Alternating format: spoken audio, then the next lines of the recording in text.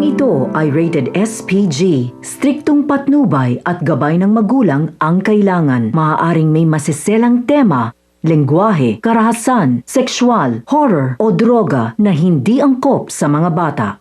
Hindi na nag-aaksaya pa ng oras si Jackie. Kahit gabi na, ay sinamahan niya si Congressman Miguelito na magpunta sa bahay nila Fatima para magbago ang paningin ni Fatima kay Miguelito at mapapaniwala nila ang mga tao na walang taong pinipili si Congressman Miguelito na kahit mahirap pa ito. Kaya gulat na gulat si Fatima nang makita niya si Miguelito.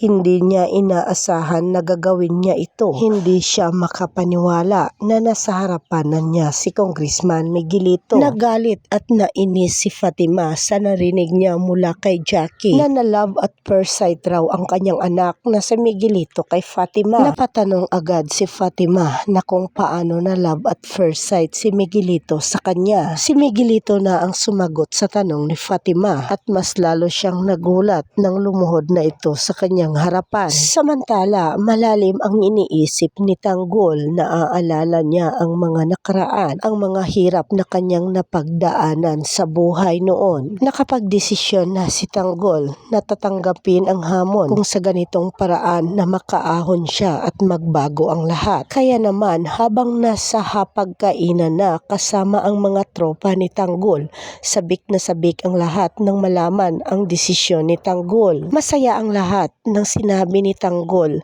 na nakapagdesisyon na siya na tatakbo siya bilang Vice Mayor sa mansyon ng mga Montenegro. Tuwang-tuwa si Don Julio at Ramon, lalong-lalo na si Olivia na nakapagdesisyon na si Tanggol na tatakbo siya bilang Vice Mayor.